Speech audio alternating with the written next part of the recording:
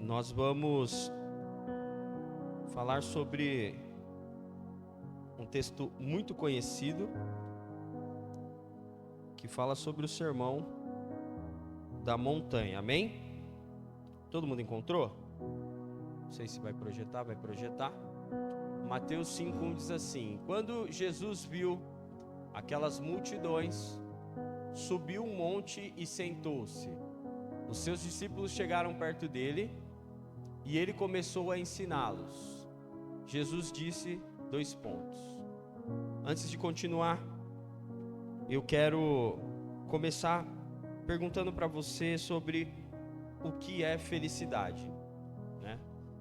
Porque quando nós falamos sobre felicidade, vem muito à nossa cabeça sobre aquilo que nos afaga, né? Sobre aquilo que traz alegria, conforto, né? Sobre aquilo que traz uma certa paz momentânea para o nosso coração. E quando nós falamos de felicidade, naturalmente, isso é humanamente, né? O nosso coração já se inclina para ações que nos levem a essa felicidade. Sim ou sim, gente? Quando se fala de felicidade, quando se fala de você buscar a sua felicidade, já se vem na sua mente, já se vem no seu coração sobre oportunidade de alcançar e de buscar essa felicidade. Então, naturalmente, nós queremos uma casa confortável, nós queremos um carro legal, nós queremos uma mesa farta, nós queremos o melhor emprego, nós queremos fazer 1, 2, 3 viagens por ano, amém? Nos melhores destinos. Quando nós falamos de felicidade, remete a ações que nos leva a conseguir chegar nessa felicidade. Mas Jesus aqui, no Sermão da Montanha, ele vem para quebrar tudo isso. Ele vem para nos mostrar a verdadeira felicidade. E aí, talvez você se frustre um pouco sobre aquilo que Jesus aponta como uma verdadeira felicidade. E não seja, talvez, aquilo que você olha hoje com os seus olhos humanos e você fala, é isso que eu quero. Talvez você até repense se vale a pena continuar servindo e seguindo a esse Deus. Sabe por quê? Porque os princípios trazidos por Jesus aqui sobre o conceito de felicidade é totalmente paradoxal, é totalmente oposto àquilo que nós entendemos. Nós linkamos a felicidade àquilo que nós podemos alcançar, àquilo que nós podemos fazer para trazer essa felicidade até nós. E em alguns casos mais extremos, nós queremos que a política, o governo e a sociedade se alinhem àquilo que eu acredito que é felicidade. E aí nós começamos a colocar pessoas em posições que não deveriam. E aí nós começamos a posicionar pessoas que não deveriam ser posicionadas da forma que são no nosso coração, porque nós estamos apontando e direcionando forças para aquilo que não é a verdadeira felicidade. E o Senhor vem para quebrar tudo isso. O Sermão da Montanha é tão importante para nós, e se você nunca leu, se você não teve a oportunidade de ler, faça o quanto antes, que essa conversa, esse diálogo na montanha só aconteceu uma outra vez, relatado aqui pelas Escrituras. Foi o profeta maior chamado Moisés no Monte Sinai. Sabe o que Moisés fez? No Monte Sinai, ele mostrou os 10 mandamentos. E aqui no Sermão da Montanha, o Senhor vem falando sobre as 8 boas aventuranças, né? E as 8 boas aventuranças foi tão importante essa passagem é tão importante porque a igreja do 4º, 5º e 6º século, quando iam construir estruturas, templos, igrejas, eles faziam com 8 facetas. Sabe o que significa 8 facetas? Um octógono. Quem foi para a aula de matemática sabe do que eu estou falando. 8 faces. Porque eles acreditavam tanto naquela condição ensinada por Jesus que eles queriam representar aquilo fisicamente. Eles queriam trazer esse conceito das 8 boas aventuranças, as estruturas deles, por ser tão forte, tão marcante na vida deles. Então vamos ler lá no 5:3 agora.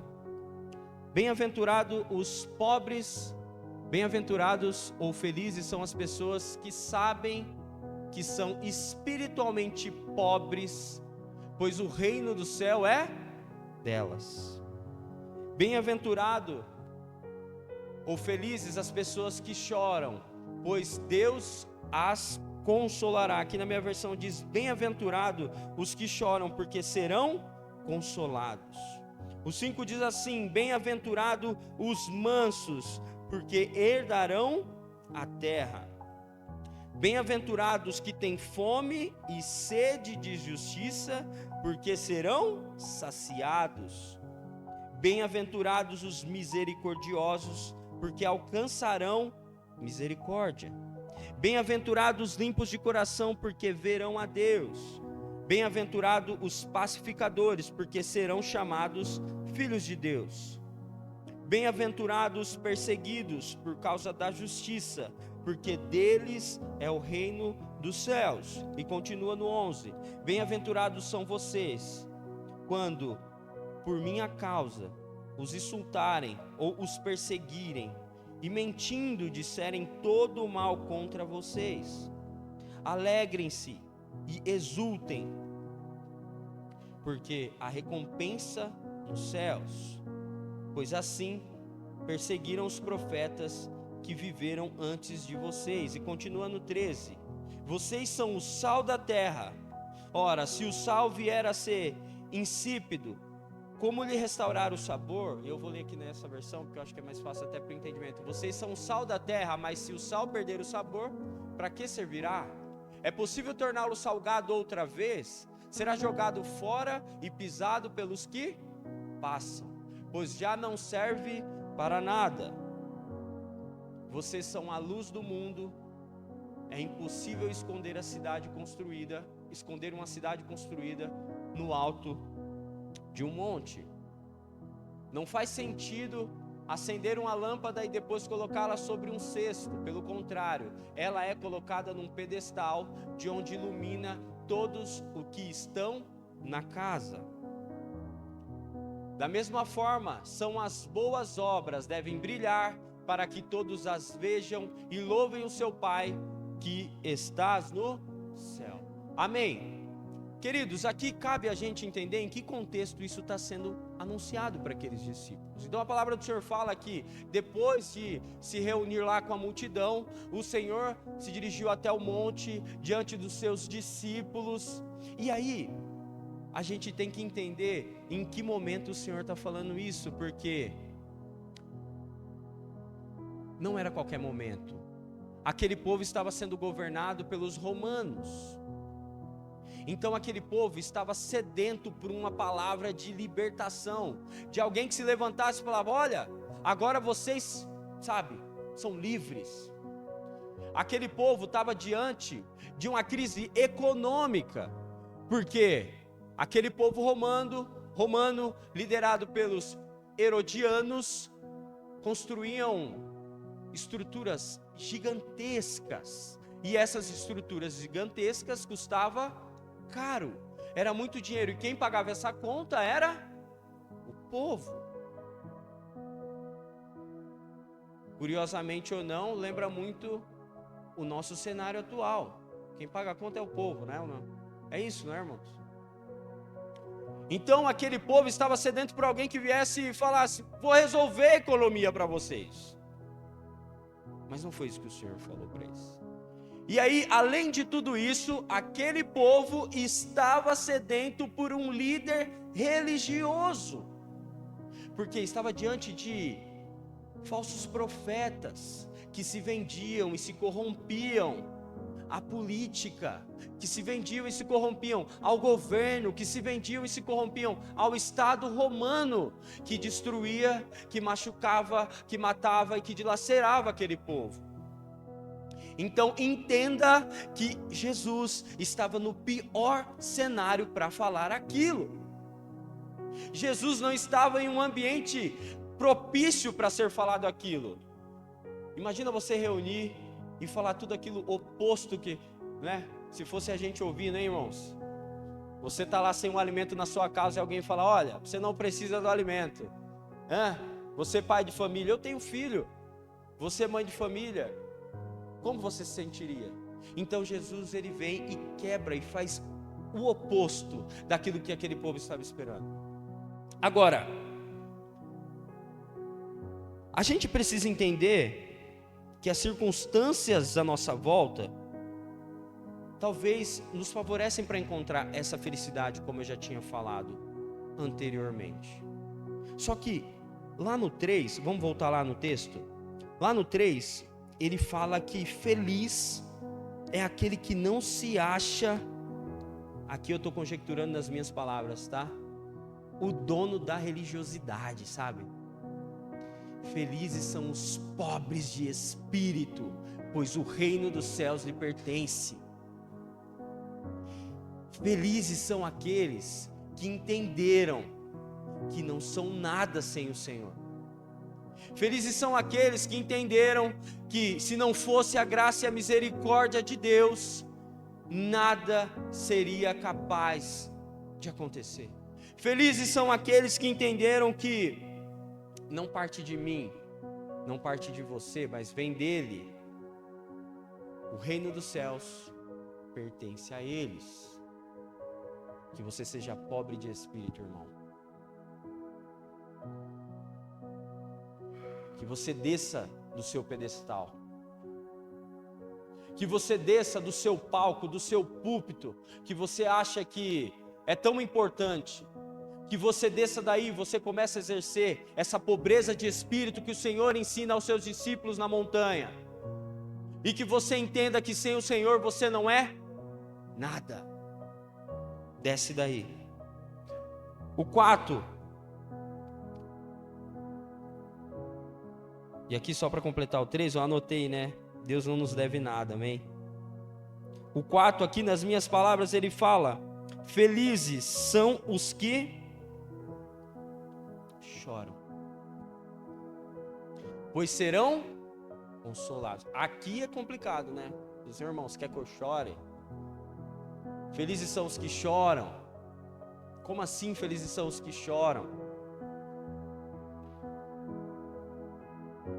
Sabe, os que choram, irmãos, é aqueles que sabem que não há perfeição em nós, mas são aqueles que olham para os seus erros, para as suas falhas, não têm prazer naquilo e se humilham diante de Deus em lágrimas e falam: Senhor, me perdoa. Eu derramo lágrima aos seus pés, Senhor, me perdoa. Eu falhei, eu errei, me perdoa. Felizes são os que choram. E eu quero te fazer uma pergunta: você tem chorado aos pés do Senhor? Você tem se derramado aos pés do Senhor? Ou você vai continuar achando que você tem mérito suficiente para cobrar de Deus alguma coisa e falar: olha, eu já limpo a igreja,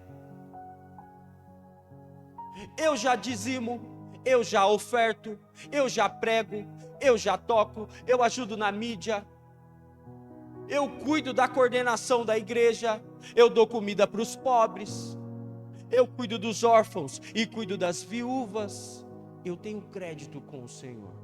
Vai continuar nesse lugar? O Senhor está te chamando para sair daí, irmão. Felizes são os que choram e entendem que erram, mas que dependem da misericórdia e da graça de Deus. Bem-aventurado os mansos ou os humildes, pois herdarão pois herdarão.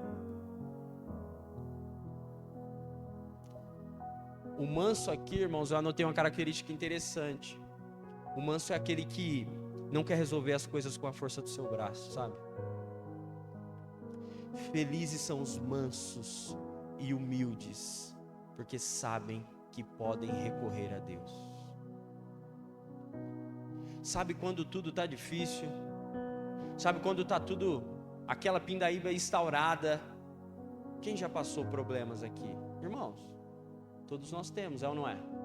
Sim ou com certeza? Se você não tiver, me conta o segredo. Me conta o que você está comendo, o que você está vestindo, que eu quero. Estou brincando. Mas os mansos de coração são aqueles que entendem que pela força do seu braço não se resolve nada. E aqui cabe ressaltar, porque às vezes nós achamos que, voltando a esse tema, porque o Senhor tem falado bastante sobre isso, Fabrinho, esses dias, e eu acho que Ele tem um propósito e está falando conosco. Se eu colocar aquela pessoa lá, Ele vai resolver meu problema. Não, isso aí não é espiritual não, irmão, isso aqui é meu voto. Você tem que votar certo, amém? Ninguém está falando que você tem que votar de qualquer forma. Mas entenda que se não for o Senhor, seu voto não serve de nada.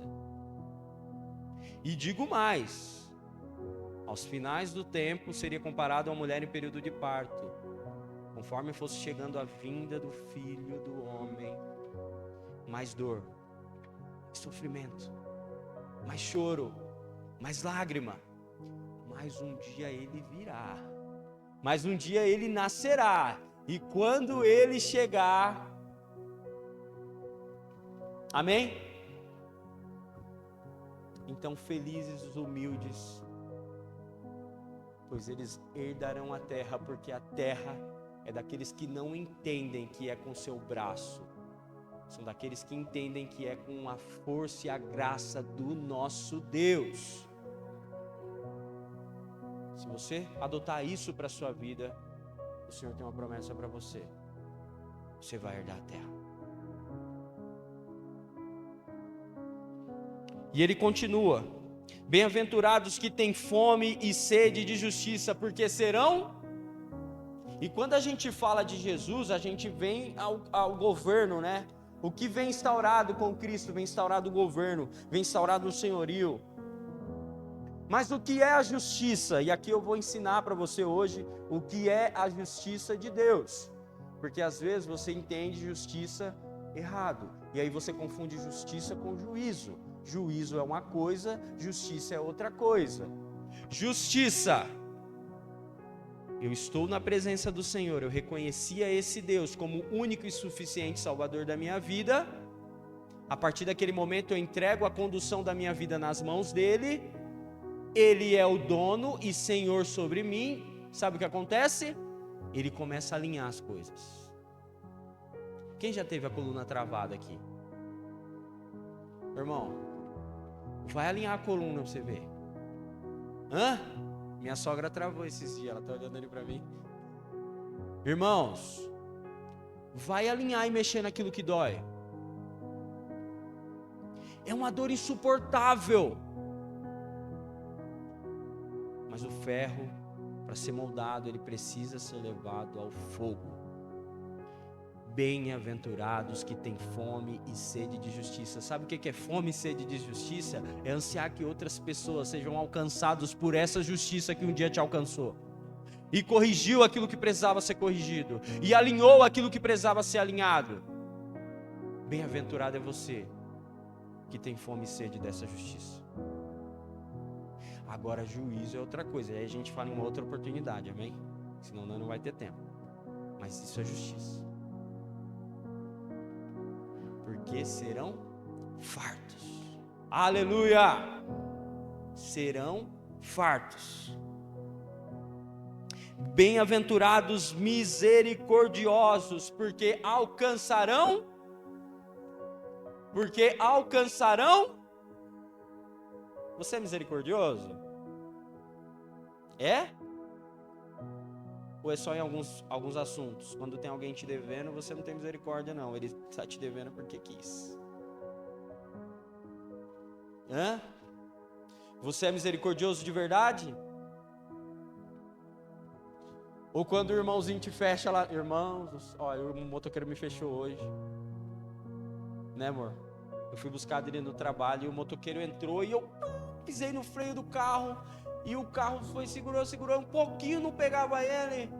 Aí eu olhei e falei, não, pensei, né? Pensei comigo, falei, bendito do Senhor, né? E aí eu lembrei daquilo que o Senhor tinha falado comigo antes de trazer essa mensagem. O que é misericórdia? Misericórdia é quando está te ofendendo, irmão. Misericórdia é quando está indo em desacordo daquilo que você concorda. Misericórdia é diferente de conivência, mas é misericórdia. Até quando você vai ficar sem perdoar o seu filho? Até quando você vai ficar sem perdoar o pai dessa criança porque ele te abandonou? Até quando você vai ficar sem perdoar a sua mãe que te maltratou quando você era criança? Até quando você vai continuar com isso? Ou você está esperando que essa pessoa exerce misericórdia, irmãos? Porque quem exerce misericórdia, alcança misericórdia. Se eu fosse você, eu começaria a resolver os seus conflitos. Rápido, a gente nem tem tempo. Vai ficar segurando esse orgulho? Não vale a pena, porque você não vai alcançar misericórdia enquanto você não estiver exercendo ela. É difícil, né, irmãos? Acho que talvez você veio aqui hoje esperando uma palavra para que o Senhor depositasse infinitas bênçãos sobre a sua vida. Mas o Pai que ama é aquele que exorta, amém?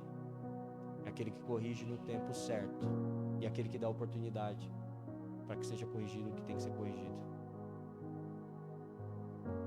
Bem-aventurado os limpos de? Bem-aventurados os limpos de? Porque verão. Agora, o que é ser limpo de coração?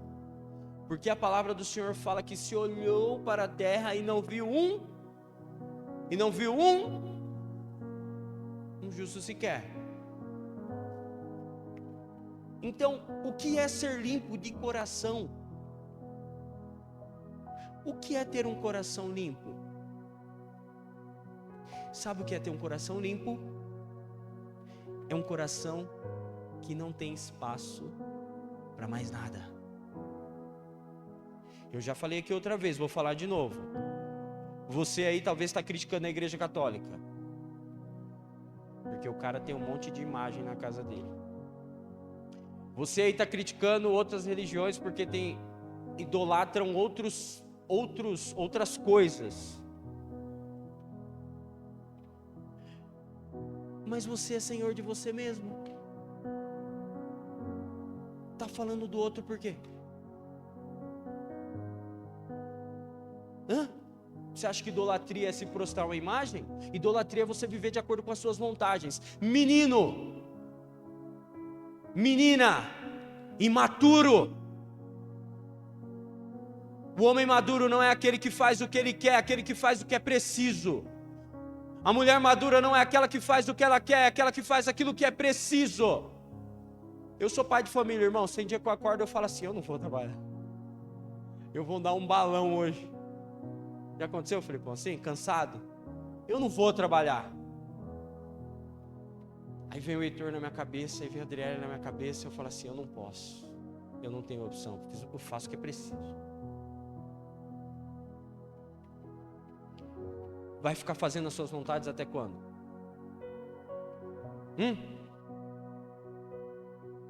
Tá na hora de mudar. Lembra que a Adri falou aqui? Segundo culto que eu vim aqui, Fabrini, a Adri pregou aqui sobre Tecnon e Ruiós. Tecnon, filhos imaturos de Deus. Ruiós, filhos maduros de Deus. Quem você é? Bem-aventurados os limpos de coração, porque eles verão a Deus. E aí no meu coração não cabe mais nada. E aí muita gente faz errado. Eu vejo muita gente falando: oi, deixa Deus preencher esse vazio. Irmãos, Deus não quer preencher o vazio. Deus quer o seu coração por completo. Deus não quer um pedacinho de você, Ele quer você por completo. Sabe o que é ser limpo de coração? É não ter espaço para mais nada, senão espaço para Ele. Quem quer ver a Deus? Ninguém quer ver a Deus? Eu quero ver a Deus. Talvez se eu perguntar quem quer ver as ruas de ouro aqui, aí você vai levantar a mão, né? Irmãos, nós precisamos ter o coração limpo, puro. Amém? Bem-aventurados pacificadores, porque serão chamados filhos de... Aqui pega, né? Quem que é você? O que você tem gerado? Você tem levado paz ou você tem levado conflito? Na primeira oportunidade que você tem, quando não tem ninguém olhando, você estende uma fofoquinha lá? Você gera raiva no coração das pessoas?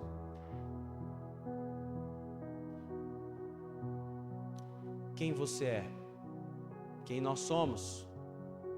Bem-aventurado os pacificadores. E agora vem o ponto: porque serão chamados filhos.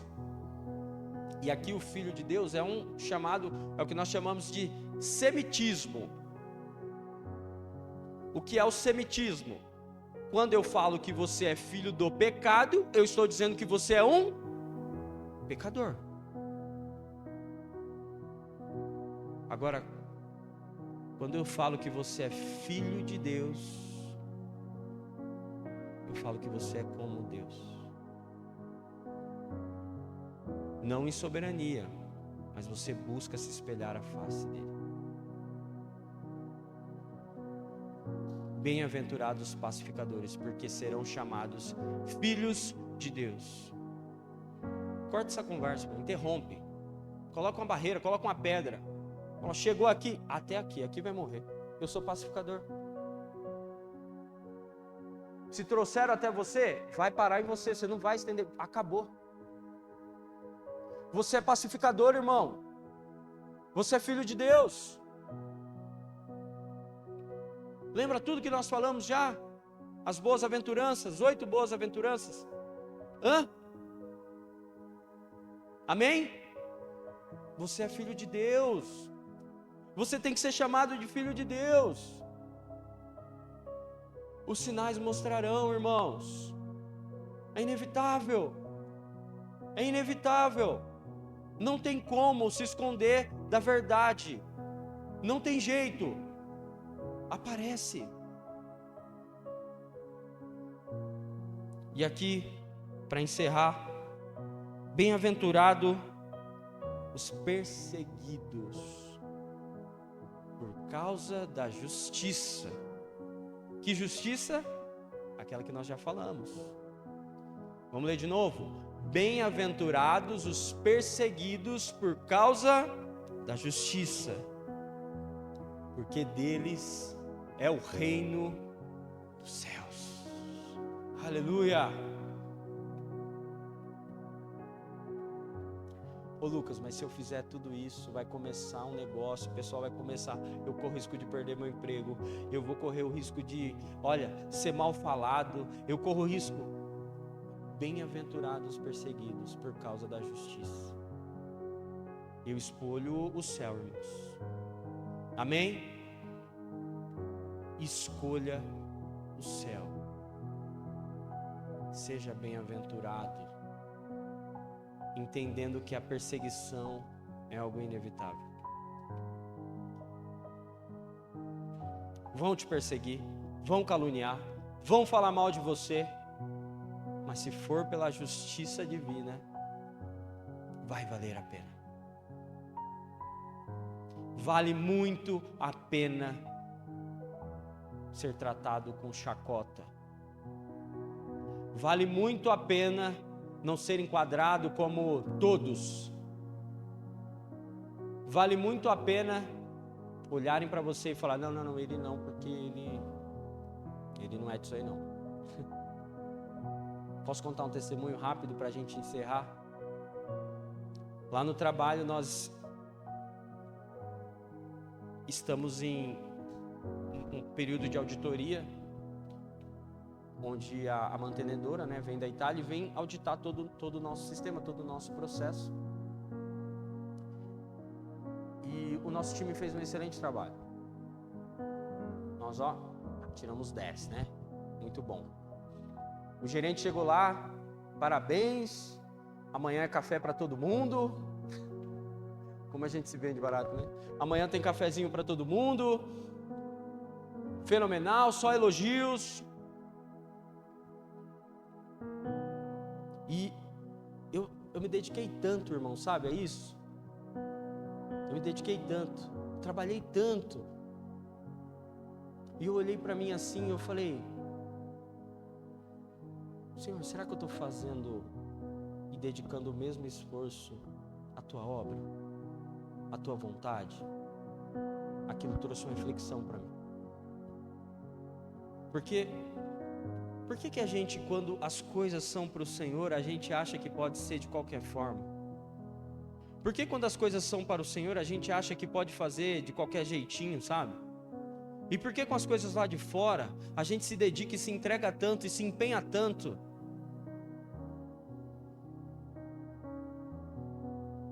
Sabe por quê, irmãos? Porque você fazer a obra para o Senhor não traz talvez um resultado imediato daquilo que a gente procura. Sabe aqui, Parabéns, hein?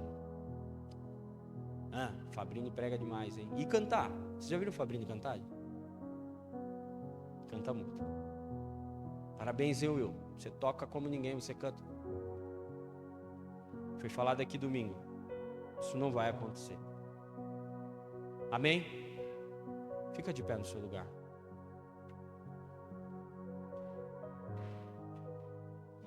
Eu quero orar por você. E quero pedir para o Senhor que deposite sobre a sua vida a certeza da boa-aventurança.